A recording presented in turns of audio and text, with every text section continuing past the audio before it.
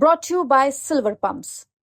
Top quality और consistent performance के लिए सिर्फ सिल्वर पंप्स नाम याद रखना। देखिए, बहुत ही दुखद है और आज हमने कार्यक्रम की शुरुआत में ही आपने देखा कि जो वहां पे लोग हादसे का शिकार हुए मारे गए उनके लिए श्रद्धांजलि शोक सभा करके तब फिर हमने मौन व्रत रख करके तब कार्यक्रम की शुरुआत की। बहुत दुखद है, लेकिन इसकी जिम्मेदारी किसी न किसी को लेनी पड़ेगी। दर्जनों जानें चली गई और रेल मंत्री लगातार बहुत देर तक तो छुपाने की कोशिश करते रहे, आंकड़े नहीं बताते रहे। इतने हादसे हो चुके हैं पिछले कुछ वर्षों में, लेकिन भारतीय जनता पार्टी की सरकार में कोई भी मंत्री जिम्मेदारी क्यों नहीं लेता?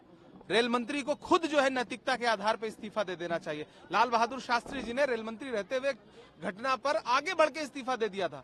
मुझे लगता है कि इतने दर्जनों दर्जन हादसे होने के बाद भी अश्विनी वैष्णव जी किस मुंह से इस पद पर बने हुए हैं? उन्हें तुरंत आगे आकर के, राजनीति के तहत ये बात नहीं कह रहा हूं, एकदम बतौर इंसानियत उनको आगे आकर के कह देना चाहिए कि मैं रेल मंत्रालय नहीं चला पा रहा हूं, हादसे नहीं रोक पा रहा हूं, मुझे इस्तीफा दे देना चाहिए और उन्हें इस्तीफा देके अलग हो जाना चाहिए।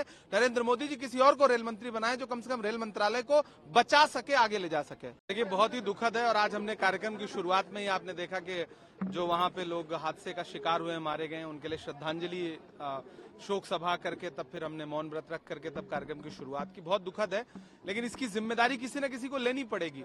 दर्जनों जानें चली गई और रेल मंत्री लगातार बहुत देर तक तो छुपाने की कोशिश करते रहे, आंकड़े नहीं बताते रहे। इतने हादसे हो चुके हैं पिछले कुछ वर्षों में, लेकिन भारतीय जनता पार्टी की सरकार में कोई भी मंत्री जिम्मेदारी क्यों नहीं लेता? रेल मंत्री को खुद जो है नैतिकता के आधार पर इस्तीफा दे देना चाहिए। लाल बहादुर शास्त्री जी ने रेल मंत्री रहते हुए घटना पर आगे बढ़ के इस्तीफा दे दिया था।